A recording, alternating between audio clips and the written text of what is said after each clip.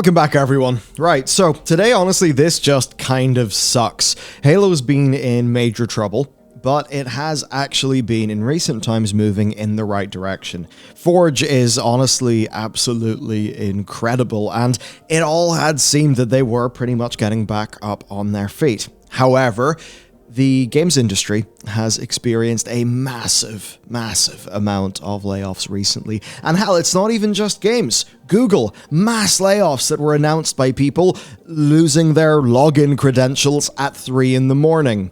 We've had media layoffs at Giant Bomb, at Vox, at quite a few places. It's all been pretty damn grisly in terms of the news, and it turns out the 343 Industries has been hit pretty damn bad. So, the first person to break this was Jason Schreier of Bloomberg. His sources basically got the news out to him. Before that was even announced public. Microsoft won't share specific numbers, but several employees have told me that 343 Industries was hit hard. This comes in the wake of a long-running hiring freeze and a lot of contractor departures. Now, when you look at that statement, it does seem completely bonkers, doesn't it? I mean, it seems insane to me. The idea that Halo Infinite is in so much need of just development work, and that's when it's time to do a hiring freeze, right when you are losing contractors. Of course, their whole situation of contractor labor, we're going to get into that soon, where it's been a massive issue for the whole Halo franchise, and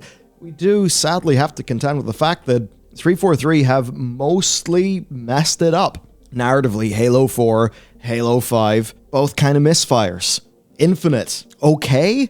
Seemingly a bit rebooted? It has been rough for Halo, but it does seem that a lot of this exists in the context of a Microsoft that used to be insanely bad at making games. One maybe will think back to the whole drama with Scalebound, and while modern Microsoft does seem to be a little bit more successful, it definitely seems that 343 inherited a lot of those older problems. First today, though, let's pay some bills and get into the story with today's sponsor. Brilliant, the best way to improve your prospects and develop yourself in those lucrative fields. All via their fantastic site and app, where the first 200 click my link get 20% off. And I've got to say, man, neural nets. Like, have you seen all the buzz these days about the likes of ChatGPT? It is a humongously important emerging field, and it's probably something we should all know about. Like, we've all heard of ChatGPT. It's insane what it can do. And understanding how such a tool works lets you harness it in a more responsible and informed way. Of course, Brilliant has got you covered with Introduction to Neural Networks, a course that is ideal. It's a brilliant way to actually learn how this technology works. And it's all done through fun, interactive quizzes that are focused around interesting problems that are actually engaging to you, which is so refreshing and not boring. As I've said before, after university, I just fell off the wagon in terms of learning. Just kind of consuming, lots of YouTube videos, but not actually doing. And that is the killer thing about Brilliant. It actually has me doing things again, doing STEM topics again. Because with their approach, you're not just sponging facts in, you're having these topics click in your head. So if you're thinking about your career, I've really got to say, check them out, especially if you want to get into some of those very high-paying STEM fields, like artificial intelligence and computer science. So I think they've got an awesome mission. It's why I'm so happy to partner with them, to have them on board. I think you should check them out, definitely. And especially if maybe there's a younger mind around, recommend it to them too. Brilliant.org/Bellular News. Head it up today. First 200 to click will get 20% off their annual subscription. Right then, the situation with contractors we already knew about was basically they were there on an 18-month contract and then they would have to move somewhere else, right? Now, this was reportedly done for essentially tax efficiency reasons, but we all know how that is something that just seems transparently, per the test of common sense, which is not particularly rigorous, but also is rather obvious, that would be an awful way to develop a game, an awful way to build a studio. Because you're not just making games, you're building a studio, and if the studio is bad, the games will not be good. Now, the news of the hiring freeze, however, is fresh. This is, obviously in the context of this game really struggling. You would have liked to have thought that when the game was struggling, Microsoft would have realized, okay, we need to give them the resources that they need. Ultimately, fans have been clamoring for updates. Things have been very slow. And then we find out that rather than strong continued investment in what is needed for 343 to deliver, we actually get a hiring freeze. That is obviously a decision that is absolutely out of line with what actually would be good for the game and good for the people who want to play that game. I mean, also looking at Halo Infinite, at its core, it is a bloody excellent game. That it basically has to tragically wither on the vine because it is being starved by its parent company, that seems absolutely bonkers. Now, of the people that are leaving, the one that's raised the most eyebrows would be Joseph Staten. Now, that's because people generally trusted him. He had ties back to the older days of Halo. He was, I think, somewhat seen as a stabilizing force to try to get the game actually shipping and properly being, I think, what a Halo fan would want. But no, Joe Staten, who joined 343 in 2020 to steer Halo Infinite towards the finish line, is leaving the studio to rejoin Xbox Publishing, Bloomberg has heard. Now, this is a particularly interesting one. Now, Joe himself has not really talked about stuff with his own job. He's been saying that he's focused on helping his colleagues, I suppose ex-colleagues now, but obviously this is a fairly bad look. However, one would maybe wonder, well, would he, back at Xbox Publishing, what will he be doing? What projects will he be administering? And perhaps it is the case that he is going to be a part of a new era of Halo that is not going to be so deeply centralized into 343, which very obviously has been a broken, dysfunctional company. I mean, look at all of their transmedia narrative efforts, which I think, broadly speaking, have been pretty rough.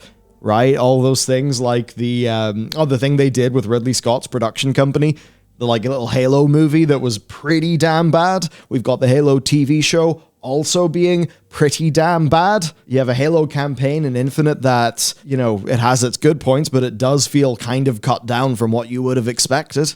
Pretty bad. So when we actually look at this, number one, can we say that Halo Infinite has failed? I can say it's my opinion that it failed. I think objectively that's hard to say without getting actual data from Microsoft, but everything that we know does point in a rather grim direction. I think what we can be 1,000,000% sure though, is that this is in no way what Microsoft would have wanted. The game has obviously went off target, and that then means we've got to ask ourselves, what going forward? What resources will be directed to Halo to keep the game going? Where will the turnaround even come from? Right? Because if there is no massive turnaround of Halo Infinite that they deem to be possible, then the game is going to go on maintenance mode.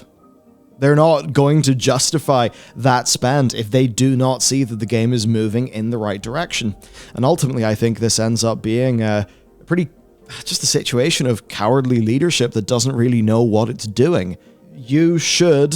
It is better to overcorrect than to undercorrect in the situation that they were in with this game.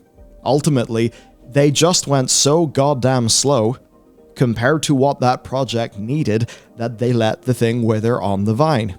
And if it's withered, Microsoft don't think they can turn it around, do you really expect to see them put a large amount of resources into the current state of Halo? And I think that is the thing that for people like me who grew up on this franchise, for whom Halo was one of the most exciting things going on, it is really sad. It's a pretty damn tragic situation. And as it was put to Bloomberg, 343 and Microsoft have, they've made the difficult decision to restructure. Again, this is not looking particularly good. Now, as for Joe Staten, though, you do look at that and you think, well, he's not really been fired. He's kind of airlifted back to his existing or his older position in Xbox Publishing. And that I think is where we obviously see a knock in community confidence, but I think it's where the salvation could come from. If there is going to be a new plan for this franchise moving forward, then maybe he's going to be playing a role in it if he has this job in the publishing wing. Ultimately, we look at many different franchises, right, as we talk through things in this channel. And there are times where a franchise being limited to just one studio or one company has its downsides. A pretty good example of that was the tenure of Star Wars under Electronic Arts, which was not particularly great.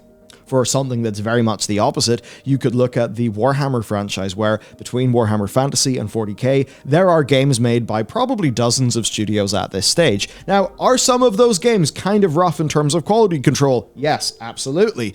Do you then have some better games, like say the Warhammer Total War games, that are very successful? I mean, yeah, you do.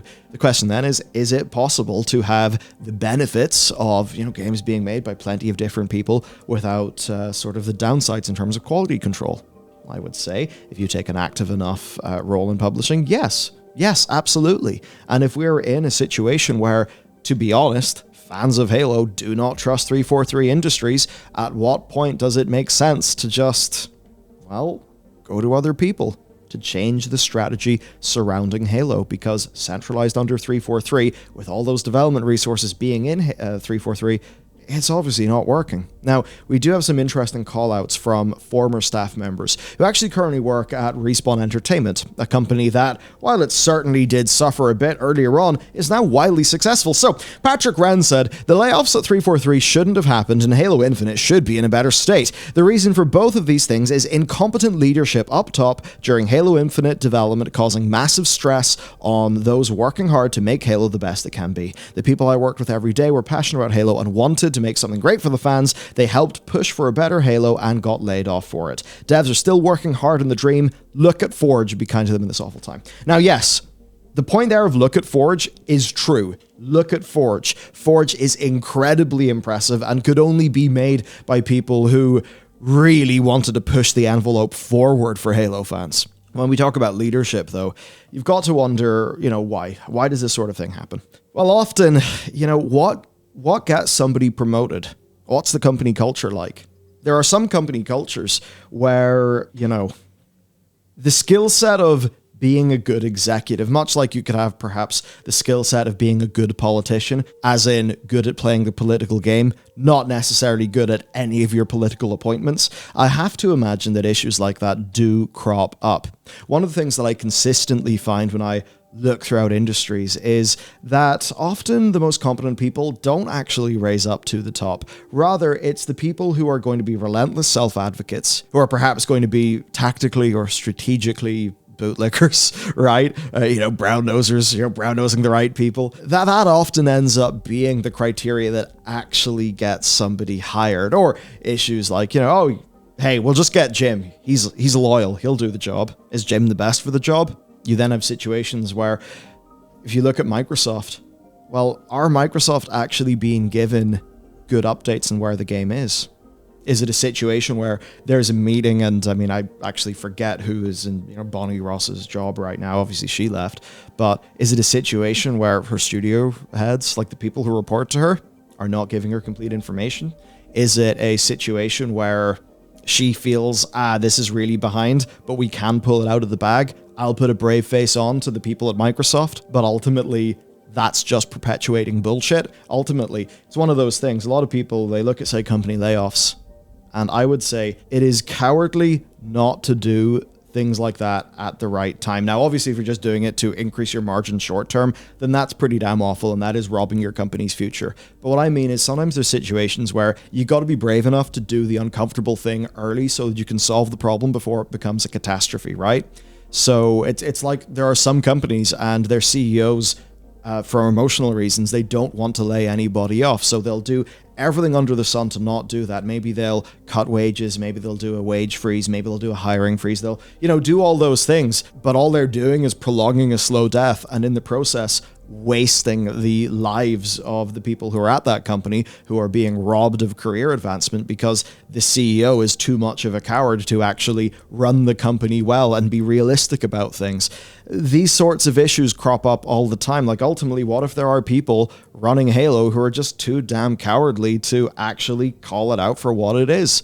To say, Microsoft, look, the ball's been dropped. We are up shit creek. This is not possible. Or is it going to be the person who's more of a yes person, who's not going to properly report problems up the chain, who's not going to fire back? Or is the corporate culture of Microsoft one where that sort of thing is just not particularly encouraged? Obviously, I cannot know for sure, but when I look at a situation like this, it does seem to be a case of there are certain structures where when they scale up, the overall thinking organ of the organization gets more stupid, right? In excellent organizations, they get more intelligent and capable as they scale. In poorly orchestrated ones, with bad leadership, with the wrong people being promoted, and ones where they're unable to retain talent and grow a strong talent foundation, those are the companies where all the problems, where they happen. And it just seems that the wrong people get promoted. It seems that the right things are not selected for. And then you have all the people who go for a job in that studio, trying to do their best, but ultimately, when you are working on a single, maybe small, isolated part of the game, maybe you're just trying to make the reticles feel really good, and you're going to do the best goddamn job you can, or maybe you're on Forge UI and you're just trying to make it as good as you can. Yeah, that matters, but if your leadership is incompetent, what will it be for? And I think that's the situation here. One, broadly speaking, of total fucking cowardice from a corporate decision-making level. It's the corporate decision makers. Those are the heads that should roll in this situation, not the staff. So this is yet another situation, I believe, where cowardly, pathetic management, I think that is, can only be perpetuated by a company that is selecting for all the wrong things. And I don't know, is just not good, because you look at Microsoft in games, and yes, they've had a better period in and around now. But we do know in the past of the horror stories from past generations. That's obviously what happened to Halo. And for a decade, right? For a goddamn decade, they have taken one of the leading franchises in our industry and they have worked out how to perfectly mishandle it all the time. It really is just impressive. From Tyler Owens, as a fan of Halo, I'm really tired of Microsoft business practices and policies slowly killing the thing that I love. Between the contracting policies they abuse for tax incentives and layoffs in the face of gigantic profit/executive bonuses, they set Halo up for failure. And that is exactly that. We've got the contractor problem, which is humongous. And I would contend with you that their contractor problem is even more of an issue for a company like this. As an example, if you are developing in Unity, right, or Unreal Engine, so many people are going to be used to working in those. Now, yes, every studio will maybe have its own custom plugins, its own custom little modules and things, and different practices, different ways of doing things, yes. But you will be able to get used to those tools fairly readily. However, the Slipstream engine is a fully custom engine. That likely means that in many ways it will not be as polished as those more sort of generic off-the-shelf solutions that are done by companies whose sole purpose is to make a great game engine. And I think that really does mean that you cannot have a revolving door of contractors. How many months is it going to take? I mean, commonly, the offhand thing people would say is that it takes a new hire about 6 months to really get up to speed with their job. Well, maybe it's that plus a little bit more to get up to speed with all of the tools. And imagine how much more troublesome all of that is going to be when, generally speaking, the company is a revolving door of contractors that is managing to go nowhere fast in situations seemingly where games like Halo Infinite have got to undergo multiple soft internal reboots. Can you imagine the degree of chaos going on in a situation like that? Absolutely impossible to make a good game under those circumstances. And it's going to be even worse now because even more people are gone. There's some reports saying that it's basically a third of the studio who have been let go. And that does mean that already morale at a studio that may have some of the worst morale you could think of in the industry, that's falling to pieces. And then that impacts your ability to actually attract talent. That's one of the true problems here. It's like if you're Activision Blizzard and you're renowned for what you're renowned for, if you're who's going to take the job at 343, the company that's just faced massive layoffs, that has managed to completely screw the pooch with Halo Infinite, the game that was supposed to, I suppose, be the big system seller for the new console generation, that had been in development for a very extended amount of time, that should have learned many different lessons from Halo 4 and Halo 5. It's shocking. So what we do though know as we move on to the future of the Halo franchise is that there are multiple support studios working on Halo Infinite beyond 343. One of those studios is called Certain Affinity. Now Certain Affinity had actually worked on plenty of Halo content in the past from what I understand, and they do have a roughly 100-person team working on a project for that game.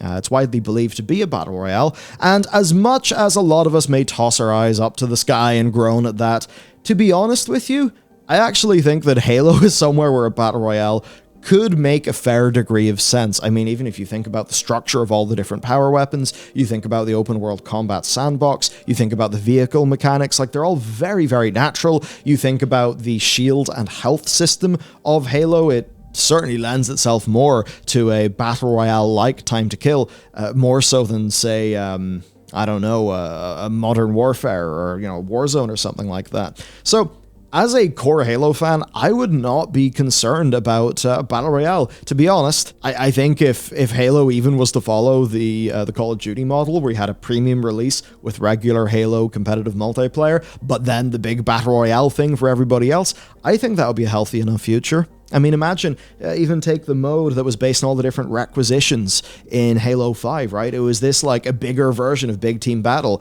and it was somewhat tied to monetization, but what I can tell you is whenever I played that using a, using a mouse and keyboard through one of those dodgy converters, I had an absolute blast, because it was just like, bam, humongous combat sandbox. I thought it was really awesome. Something like that could be a great free-to-play Halo experience. Sadly, they didn't really do things in the right order, but I suppose that is what it is. Now, Halo have posted, this is a post from 343 saying, Halo and Master Chief are here to stay. 343 Industries will continue to develop Halo now and into the future, including epic stories, multiplayer, and more of what makes Halo great. This comes from Pierre, who is the studio head. Now, to be honest, I have a feeling this was meant to be a statement that would instill Halo fans with confidence. To be honest, I feel like the more 343 are involved, the less Halo fans will be confident, and that is a very unfortunate situation, because you actually look at what 343 have achieved with Halo Infinite, and in fairness to them, the open world combat sandbox of Halo translates to, to the new Halo installation and everything really well for the single player.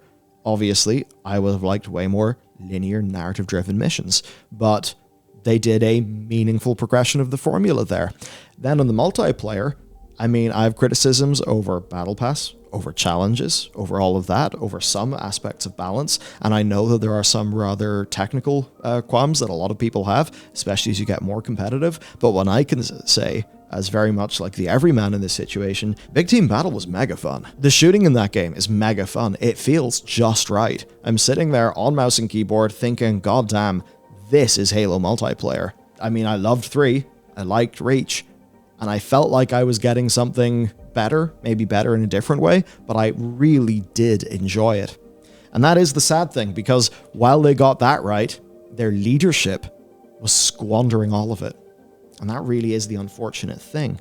And this takes us on to the leaks that really caught on within the community and then some responses to them. I know a lot of you may have seen this already, but I think it's important that you actually know the full context. So this comes from Bathrobe Spartan, which is a French Halo podcaster. Now, they cited that they were passed the following information from their sources. Right? So their sources, and this is us summarizing, basically said that a third of the studio, mostly narrative and single player, are gone.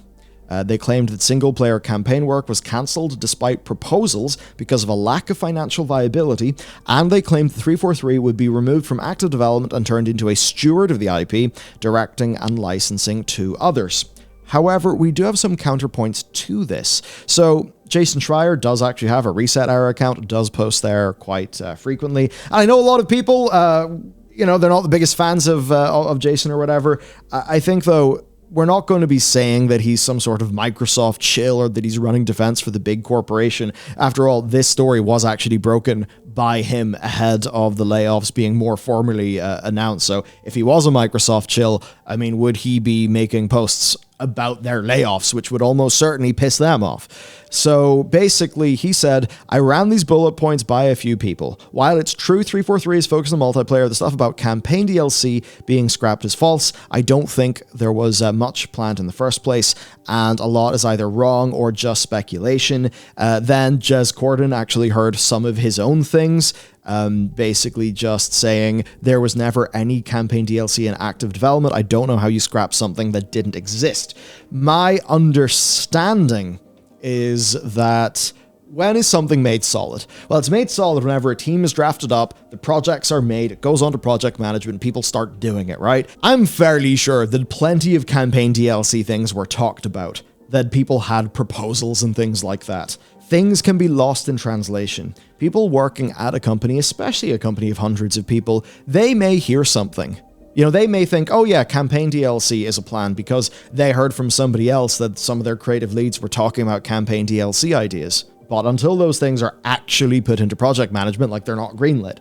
So it could be that there were plenty of ideas floating around, and that any potential of those making it out are now dead. I think that is essentially a version of events where much of this can be true, and much of what Jason and Jez are saying can also be true, right? Somewhere kind of like in between. Because again, it's a lot of people, and I mean, you probably know yourself wherever you work, like, you do not have full visibility into absolutely everything that is going on at the company. But it very much does seem, anyway, that 343 are going to be fairly focused on the multiplayer side of things. Again, though, it's obviously suggesting that not everything here is true, but when you do look at what, say, Patrick and Tyler are saying, we do know that, and even the game itself, we do know there are extreme problems at this studio. So with those counterpoints then, we essentially have got to wonder, where are we left now? Much of what I was hearing basically surrounded the multiplayer people and all of that stuff doing kind of super well, and then being a bit more on track. And from past kind of rumors and scuttlebutt, it had seemed that project leadership wasn't particularly great on Infinite, and it also seems that the development tools were not particularly great either. And that really can be a pain in the ass. You know, with Unity and Unreal, I think that a lot of us game devs are totally spoiled for choice, right? Like, engines today, as compared to even, 8 years ago, I mean, man, it is such a difference, and they really, truly are incredible. And you do see many studios take Rare, Rare used to run everything on their own engine, and ultimately it came down to, broadly, like, the designers and the artists saying, hey, Unreal would be awesome. A lot of the coders are like, no, but we made a custom engine, it is our baby, it is beautiful. But ultimately, the studio does end up going, as we know with that studio, they do go to Unreal Engine, and that's what ended up being successful. I think in this case, projects like Halo, they can collapse underneath their own weight. Did you need your own engine for Halo, like in this case? Or could you have got it to all kind of go in a more off-the-shelf solution? That's like one kind of question you could potentially ask. The sort of thing that can end up happening is rather interesting. I mean, this engine was scoped for a game that was almost certainly pretty different to the one that we got. So how many of the technical considerations for this engine were no longer applicable to the scope of the game that finally released? That's one of the questions that I would ask. Projects like this, I think they end up being, accidental quadruple A's that then get chopped into pieces into something that can feasibly be released, because we do need to release something. I would wonder what the idea graveyard is like for this game, given all the issues that they've had. But overall, to me, a lot of this, and a lot of so many problems in life, and I think especially in the games industry, it comes down to leadership, And there's lots of companies with excellent leadership that are really boring.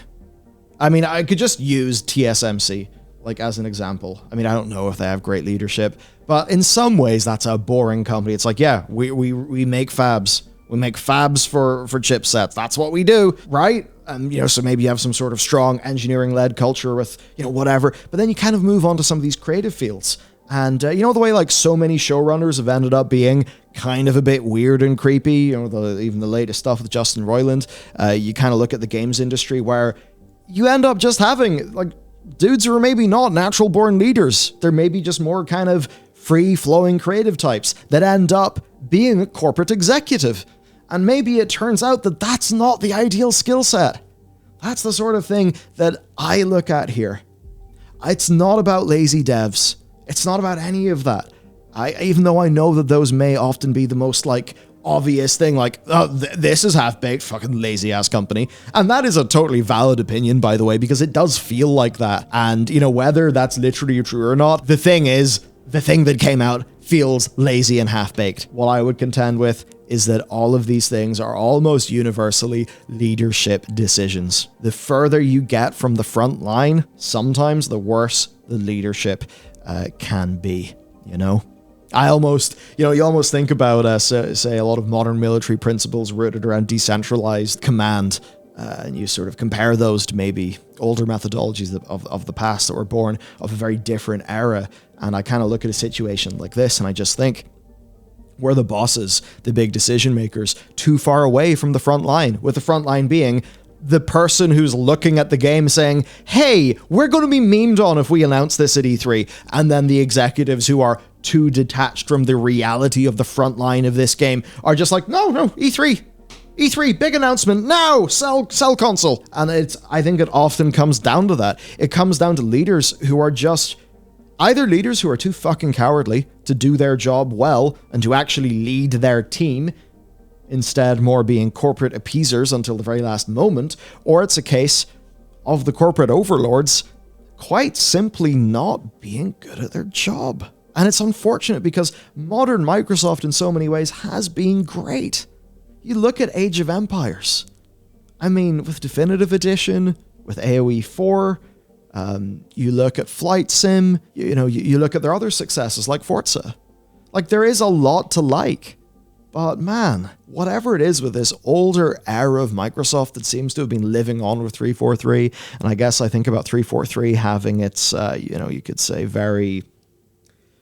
well, all the plans for Halo, the big transmedia narrative thing where we're going to have a TV show, we want a movie, we want all this stuff.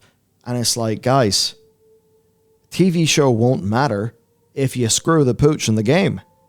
No focus. To me, really, it's not the fault of the devs. It's probably not the fault of the middle managers. This is the fault of leadership at the top. They built an organization that was not fit for purpose. Because ultimately the thing that matters is the systems by which an organization runs. And if those systems are bad, then people's talents will be wasted. And when you look at this game, you see talent oozing out of every corner. The game design is so goddamn slick and good on the multiplayer of this game. But that only counts for so much. Ultimately then, I think the future of Halo is one where 343 are playing a lesser role, and I think that is a good thing. Maybe it is the case that 343 are just, they're not set up for internal development that well, so maybe they'll do their thing, but rely more on other companies. I suppose that's still not ideal, but you'd rather subcontract to a support studio who's actually good at what they do. There's many great studios like that. Just think about Vicarious Visions. Just think about High Noon. Like, as an example, remember Destiny? Remember how was it, Forsaken for Destiny 2? I forget the name of the expansion that, saved Destiny in Destiny 1. But a lot of people don't know that those weren't Forsaken wasn't led by Bungie. Forsaken was done by a support studio, and it is what was widely considered to, massively help save Destiny 2. So I bring that up just to say that just because a support studio is doing it doesn't mean that it's bad. It actually could be quite good indeed. And maybe that's the situation we'll end up in. Let's be real. Perhaps their dev tools are so bad that it's easier to make multiplayer maps in Forge. Who the hell knows? But you look at Certain Affinity, who have got prior experience making Halo content, making multiplayer maps, doing stuff like that. They're probably going to be better at 343 at doing that. Let's be real. So this is rough for Halo. This is really bad for shaking public confidence. This is, as I think it was put to me by Connor and our team, who was leading the research for this one, who had some past corporate experience, and he just said, look, I think this is a situation of they're basically looking at the numbers. Because the way that these things work, right, is someone said, hey, economic times bad, staff count too high, make staff lower, save money. That your job. And then the person is like, oh shit, okay. Well, I have to fire a bunch of people now. What do I do? Where do I go from? You probably see, oh, the new Fable project from Playground. Well, I don't want to do that. I don't want to fuck up Fable. Halo Infinite. I mean, you're not planning any single-player content much anyway, so screw it. We'll just gut this team, focus on the multiplayer. I think that's the kind of thing that happens, right? Like even with those Google things. Google's motto used to be "Don't be evil," yet thousands and thousands and thousands of people found out they lost their jobs because they basically realized at 3 a.m. that their login credentials no longer worked. Why did that happen? Is it because people at Google are heartless bastards? Well, it's probably more just because the way the leadership was running things had that effect, right? Someone's just, hey, executive, your job is to get rid of 20% of people. And then we talk about some of the incentives that cause people to rise a corporate ladder.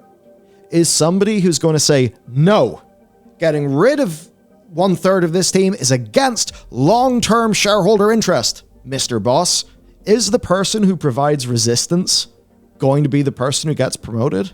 In excellent companies, yeah. But maybe in a lot of situations, no. Because weakness is in every human, and sometimes we just go for the thing that we think will be the path of least resistance. And that just kind of means taking the yes-men. The people who make you feel bad, let's not promote them. And I think that's how corporations get stupider at scale. I mean, maybe somebody needs to write a book called Stupidity at Scale that is about essentially how corporations are ran in the modern day. Because ultimately now the stewards of these great IPs that so many of us love, that were created by smaller, more nimble, more creatively led teams, they are now gobbled up by the corporate machine, turned into corporate product. And ultimately, it turns out that the decision-making apparatus of these large corporations is pretty damn different to what actually made these franchises, these IPs, great in the first place, that made us fall in love with them. This is just the sort of thing that corporations have got to bloody well think about. Will they? I don't know. That's just my opinion in this story anyway. I thought, look, everybody knows the story here, so at least I could try to riff a little bit on what I think the actual problem is. It's very easy to say lazy devs, out of touch, etc., etc. But ultimately, I think this falls squarely on leadership. Because, man, imagine a bunch of MBAs coming in and running the show. Gives me the willies. Okay, that's it for today. If you want to support us, support our sponsor. They're awesome. Thank you for watching, and you can check out this video next. Have a brilliant day.